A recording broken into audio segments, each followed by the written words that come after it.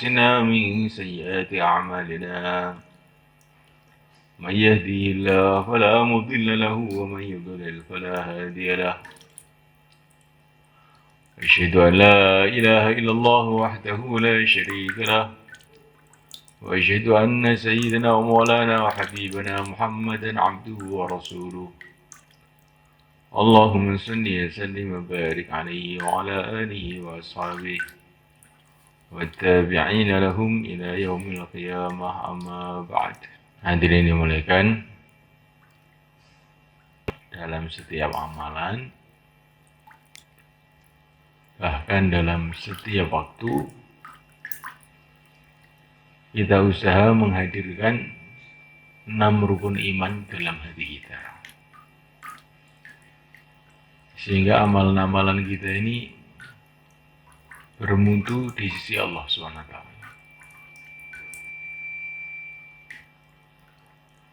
Setiap amalan kita duduk begini nih, juga kita hadirkan 6 rukun iman.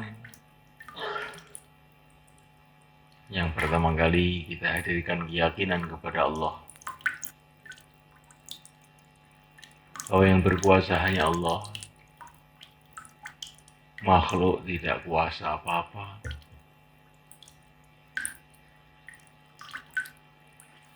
Allah Subhanahu wa Ta'ala Maha Agung, Maha Suci, tidak bisa dibayangkan oleh otak dan hati manusia.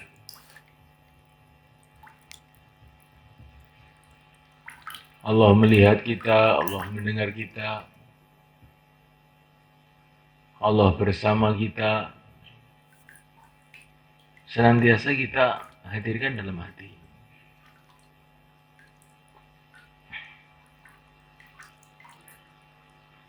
Betul-betul kita merasa kita ini milik Allah.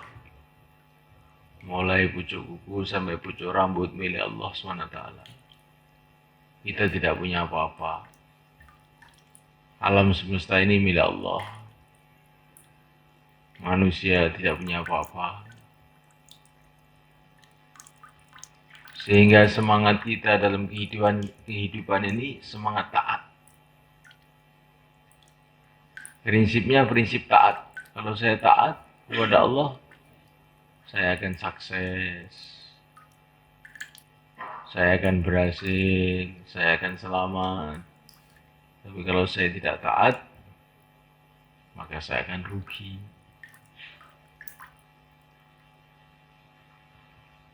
Maka yang mulia baginda Muhammad SAW senang sekali kalau beliau ini bersikap sikapnya hamba. Beliau duduk di bawah, beliau mengatakan, saya duduk seperti duduknya hamba. Saya makan seperti makannya seorang hamba. Beliau berjalan menundukkan pandangan, berjalannya seorang hamba. Jadi bagaimana kita ini hidup sebagai hamba? Kaulo.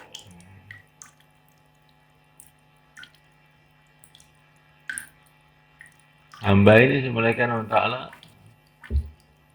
senantiasa tawadhu. Wa ibadur rahmanil ladzina yamshuna 'alal ardi hauna. Hamba-hamba Allah itu berjalan di muka bumi dengan tawadhu, tidak merasa lebih baik dari siapa saja.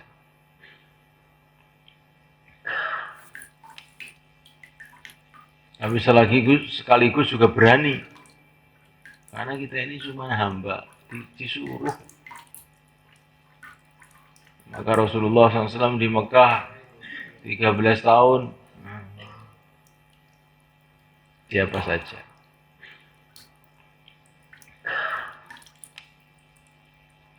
Tapi sekaligus juga berani. Karena kita ini cuma hamba, disuruh. Maka Rasulullah SAW di Mekah 13 tahun,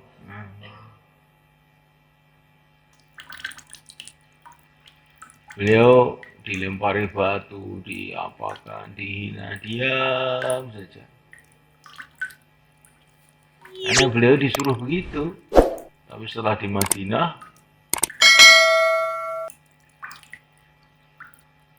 Beliau angkat senjata. Kenapa? Karena disuruh begitu.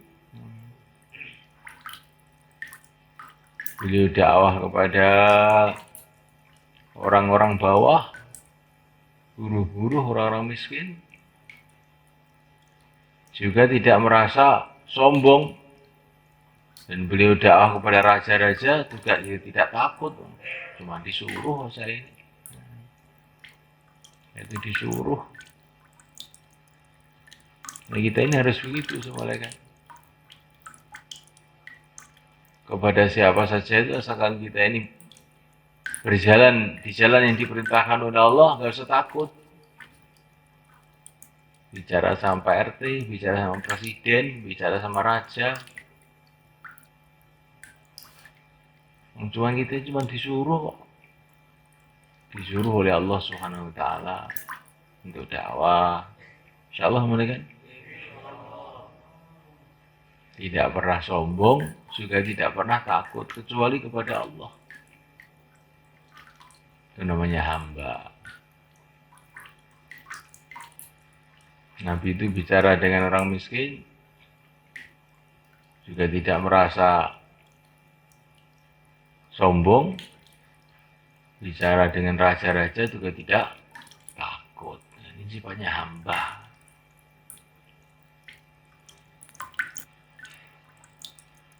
Suruh damai ya damai, suruh gelut ya siap. Nah ini namanya hamba. Cuma disuruh saya ini. Di Mekah itu ada orang namanya Rukanah. Ini jagoan gulat Mekah. Gak ada yang bisa ngalahkan. 10 orang sekali pukul kelenger ini namanya Rukanah. Nah, akhirnya Rukanah itu berjumpa dengan Nabi.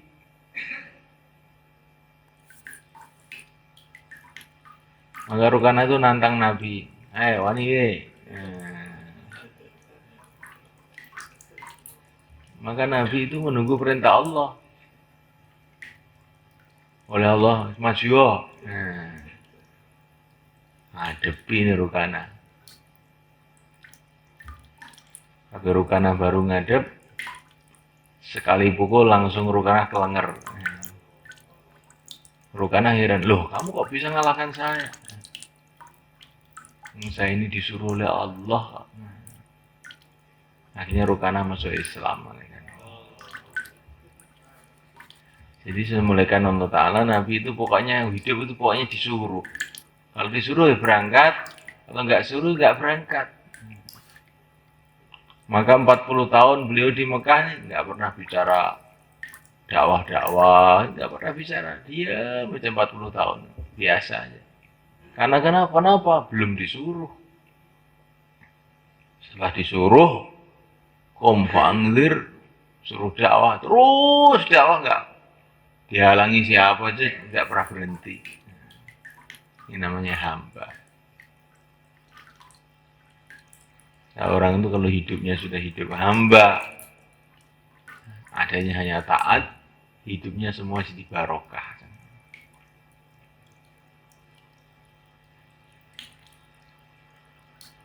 Begini Nabi pergi ke Madinah bukan karena lari sama malaikat, tapi karena disuruh oleh Allah. Pagi-pagi beliau datang ke rumahnya Sayyidina Abu Bakar. Sayyidina Abu Bakar itu heran. Tidak biasanya Rasulullah datang jam sekian. Ya Rasulullah tiap hari datang ke rumah Abu Bakar. Tapi tidak seperti hari itu. Tidak seperti biasanya. Maka Abu Bakar tanya sama Rasulullah, ada apa ya Rasulullah? Saya diperintah oleh Allah untuk hijrah ke Madinah. Jadi Rasul hijrah ke Madinah karena disuruh. Maka akhirnya barokah. Madinah yang didatangi barokah, Makkah yang ditinggalkan juga barokah. Akhirnya kedua-duanya jadi pusat kebaikan. Nah kita ini begitu juga, kalau kita ini merasa keluar itu disuruh, nanti ya keluar ya barokah, menghidupkan agama di mana-mana, yang kita tinggal juga barokah. Di rumah kan barokah juga, asalkan keluarnya itu merasa betul-betul disuruh oleh Allah. Jangan karena diuber-uber temtaskil, bukan. Karena diperintah oleh Allah. Keluar dengan tertib yang benar, musyawarah. Kalau sudah diputus musyawarah, keluar, kan ini perintah Allah. Insya Allah barokah jadi.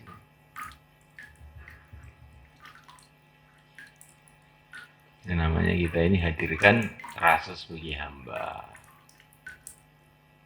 Kemudian yang kedua kali hadirkan dalam hati, kalau kita ini punya pimpinan yang dipilih langsung oleh Allah. Itulah Nabi besar Muhammad SAW.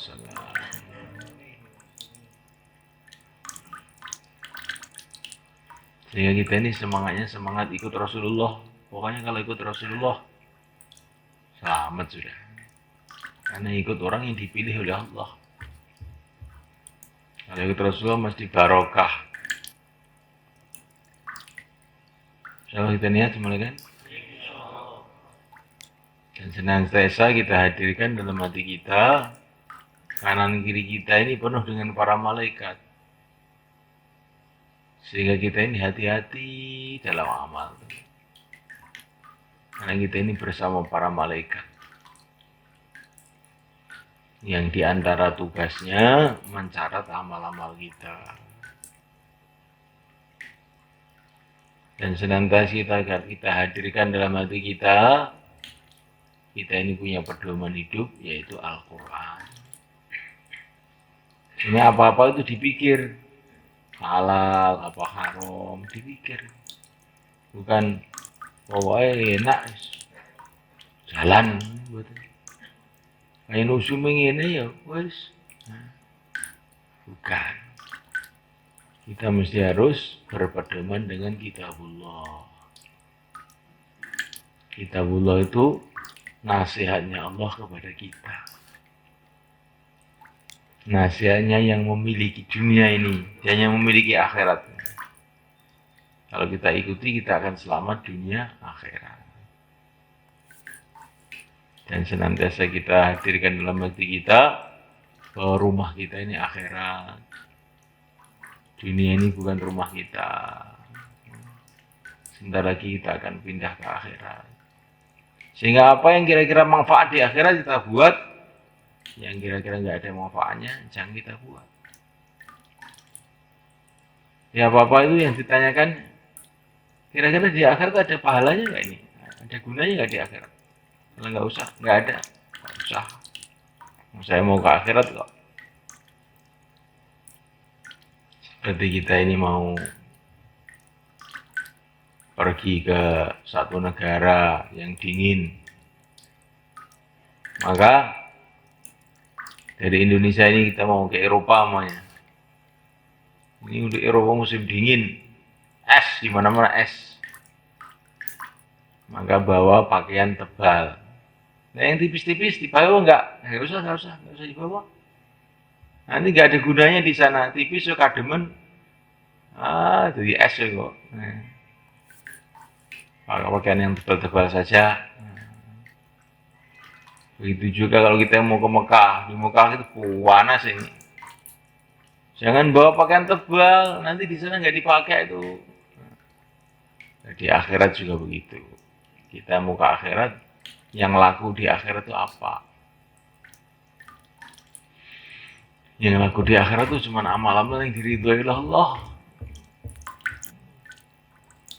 Kalau amal yang tidak diridhoi oleh Allah, nggak laku di sana. Dan kita hadirkan dalam hati kita juga rukun iman yang keenam, bahwa segala sesuatu sudah ditakdir oleh Allah. Apa yang sedang terjadi, yang telah terjadi, yang akan terjadi, semua sudah ditentukan oleh Allah. Sehingga kita hidup itu pasrah. Kita usaha itu karena ibadah. Usaha karena ibadah. Adapun apa yang akan terjadi semua sudah ditulis oleh Allah. Usaha karena apa? Ibadah. Apa yang akan terjadi sudah ditulis oleh Allah. Sekarang udah karena ya, insyaallah. Tiga amat Pak. Rukun iman 6. Dua. Ingat apa enggak?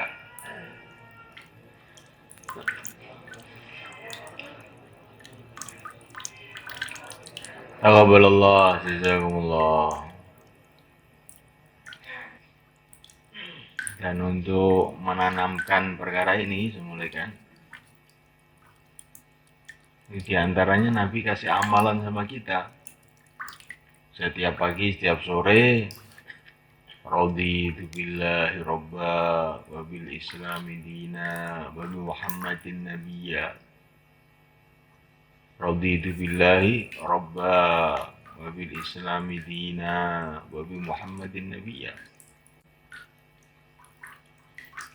Barang siapa yang pagi mengucapkan begitu, sore mengucapkan begitu, maka nanti di akhirat Allah Subhanahu wa taala akan jadikan dia puas, marem.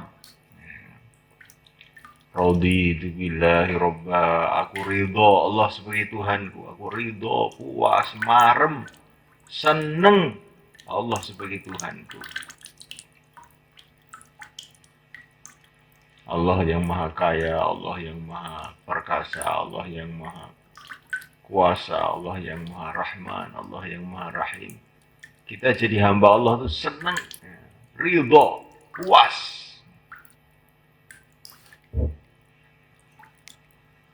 Diperintah oleh Allah tuh senang, puas, ridho.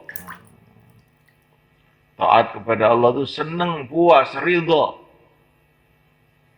Aku ridho Allah sebagai Tuhanku, Islam sebagai agamaku, Nabi Muhammad sebagai nabiku.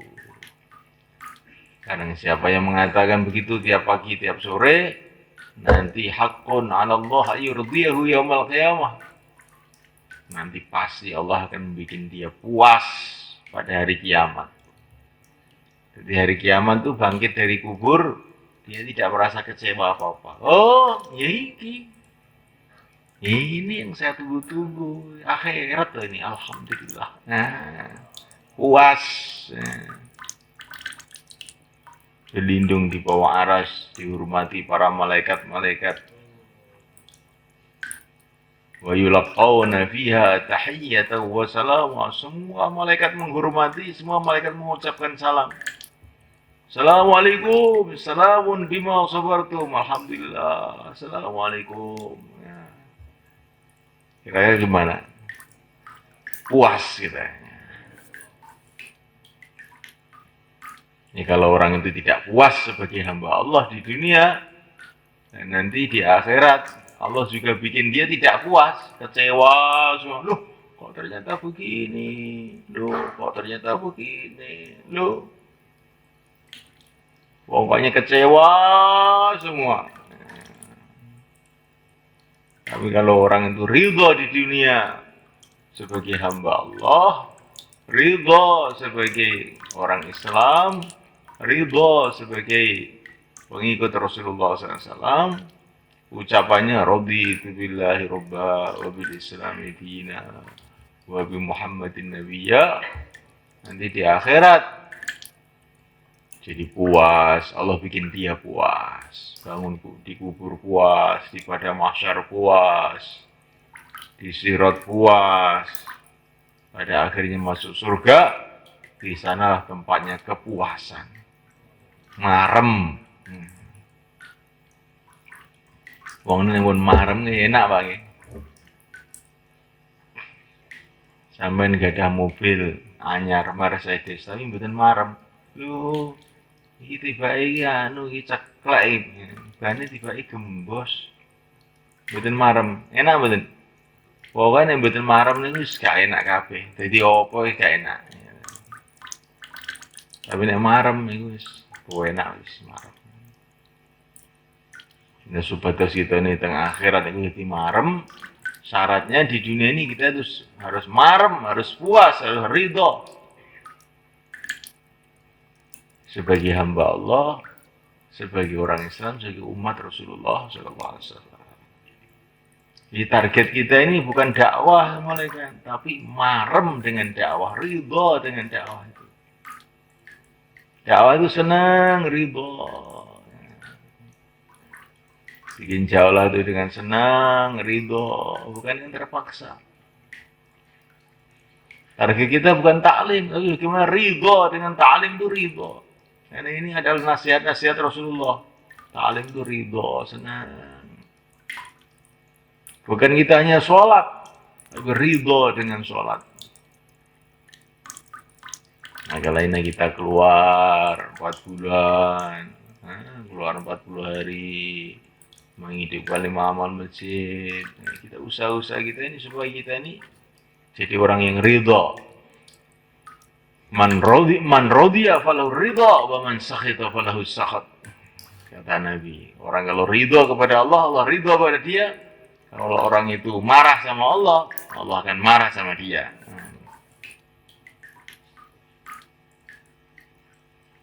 Sampai ridho, sampai marem ngelakoni agama ini marem, sholat ini sing marem, sowan ngersani Gusti Allah.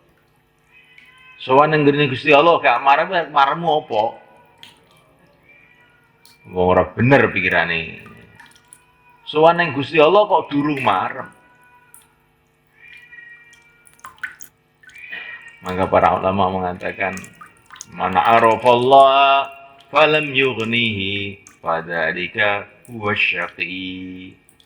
Siapa yang kenal kepada Allah kemudian belum merasa cukup, dialah orang yang celaka. Orang tidak merasa cukup dengan Allah betul-betul celaka. Lalu terus argule apa nih? Wis kenal Gusti Allah, kok ijik nolah-nolah itu argule apa nih iki? Nggih mboten, Pak. Wong wis kenal Gusti Allah wis marem, wis cukup Gusti Allah. Hasbunallah.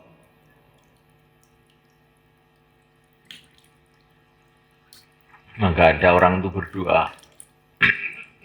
Seorang ulama itu doa, ya Allah, ya Allah, ya Allah. Setiap doa ada suara. Nggak tahu suara apa tuh, suara malaikat atau suara jin atau suara apa. Doa kamu tidak diterima, katanya. Dia doa lagi, ya Allah, ya Allah. Terus bertahun-tahun tuh begitu aja. Akhirnya beliau pergi ke Mekah haji bersama muridnya, di depan Ka'bah dia doa, ya Allah, ya Allah, ya Allah. Setelah doa panjang, dengar suara, doa kamu tidak diterima. Sehingga satu saat itu santrinya itu mendengar suara itu. Setiap doa kok Pak Kiai ini kok ada suara, doa kamu tidak diterima. Akhirnya santrinya itu bilang sama Pak Kiai, sudah doa ada selalu suara begitu, kok nggak bosen-bosen doa. Maka Pak Kiai itu bilang, kamu tahu, saya begini nih sudah lebih 40 tahun, setiap doa mesti begini nih. Setiap doa mesti ada suara, doa kamu tidak diterima, begitu. Nah kok doa terus saja? Iya. Walaupun 1000 tahun saya tidak diterima, ya tetap saja saya akan doa. Nah kalau Allah tidak menerima saya mau lari kemana? Kalau Allah tidak menerima, seluruh alam semesta tidak akan ada yang bisa menerima saya. Pokoknya saya ditolak oleh Allah 1000 kali, 1.000.000 kali, 1 miliar kali juga tetap saya akan doa terus sama Allah. Setelah beliau ditarget muridnya begitu itu, tiba-tiba ada suara, doa kamu sekarang sudah diterima. Amin. Aneh tadi. Jadi kalau doa tidak diterima itu jangan mundur. Lah mau mundur kemana? Jangan berhenti. Kalau Allah tidak menerima kamu, mau lari kemana kamu? Pokoknya ditolak 1.000.000 kali, ya datang lagi. Ya Allah, Ya Allah, itu namanya hamba. Kalau doa merasa belum ada hasilnya terus pergi, itu orang bodoh. Ya kamu mau lari kemana? Mau lari kemana? Kalau Allah sudah tidak menerima kamu, mau lari kemana kamu? Doa lagi terus saja. Insya Allah mana kan? Nah, jadi kita ini amal agama itu dengan ridho, dengan seneng, dengan syukur.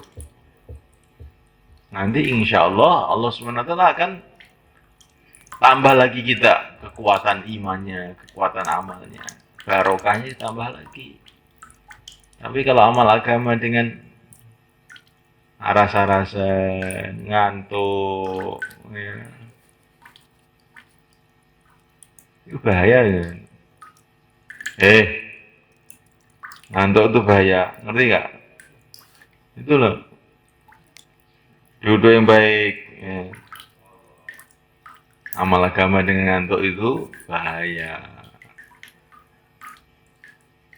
Itu seolah-olah kita ini menganggap urusan dengan Allah itu gak pada penting ini, gak begitu penting sehingga ngantuk-ngantuk. Maka kalau kita ini ngantuk, cepat diusir ngantuknya itu. Insyaallah. Nanti orang itu kalau dengar agama ngantuan tuh doanya gak makbul. Iya. Kamu dapat perintah Allah aja nggak gatek nih. Kamu perhatikan kok ingin doa kamu diperhatikan sama Allah. Akhirnya nggak makbul, akhirnya ketulo-tulo hidupnya. Ngerti ketulo-tulo zaman? Nabrak sana, nabrak sini, nabrak sana, nabrak sini. Nah, jangan ngantuk ya. Awas kalau ngantuk. Siram banyu itu. Ini guyonan, tapi kadang-kadang perlu tenanan juga. Ini pokoknya bayan subuh kok ada yang ngantuk, awas semuanya. Insyaallah mulai kan? Kita ini biar belajaran ini bayan subuh ini penting untuk apa? Untuk kita latihan bersungguh-sungguh di dalam agama. Karena Allah Subhanahu wa taala itu akan memperlakukan kita ini sesuai dengan sikap kita. Kalau kita ini mementingkan agama, Allah Subhanahu wa taala akan mementingkan doa-doa kita. Insyaallah mulai kan? Nah, minta karo lagi, minta karo.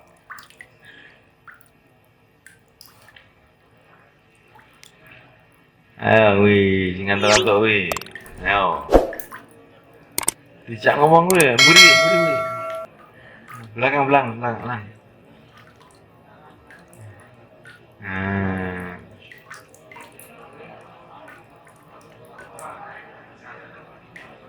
Alhamdulillah, jazakumullah.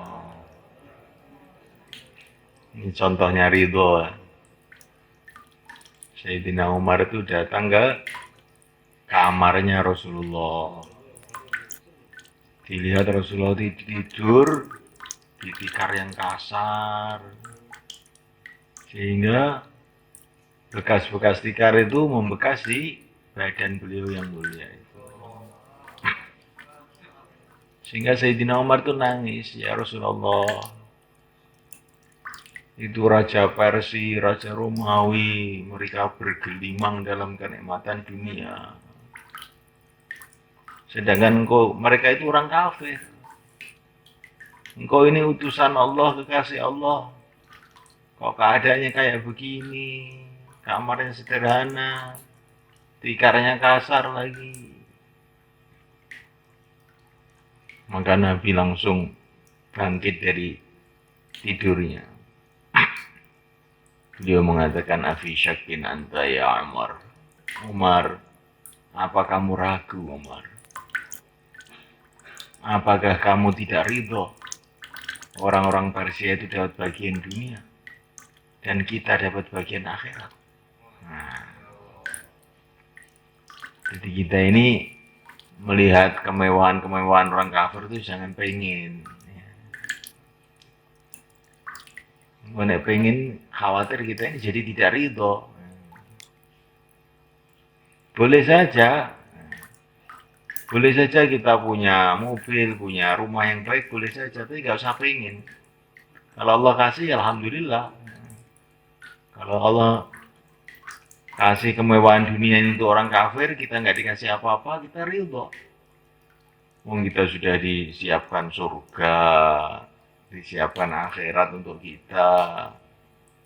Nggak usah pengen-pengen begitu. Orang yang pengen tuh menderita itu. Pengen aja, nggak ketekan. Maka Nabi mengatakan, apakah kamu tidak ridho, hai Omar? Mereka dapat bagian dunia, itu orang-orang kafir, kita dapat bagian akhirat. Maka Sayyidina Umar terkejut. Kami ridho ya Rasulullah. Kami ridho ya Rasulullah. Sekarang saya tanya ini presiden-presiden di istananya duduk di kursi-kursi yang empuk bersama pejabat-pejabatnya, menteri-menterinya, minum kopi. Kamu duduk di masjid, kamu ridho apa enggak? Ridho. Tidak ridho duduk di rumah Allah. Bagian kita akhirat. Hei presiden-presiden, istana kamu akan kamu tinggalkan, diganti orang lain. Sebentar lagi, setelah diangkat jadi presiden, kamu akan diangkat ke kuburan. Orang yang iman, istananya di akhirat. Ridho. Insya Allah kita ridho mereka. Orang-orang pergi ke sawah, punya sawah yang bagus. Orang-orang pergi ke kantor, punya gaji. Orang-orang pergi ke pasar, punya toko-toko yang besar. Kita keluar di jalan Allah, ridho apa enggak? Betul.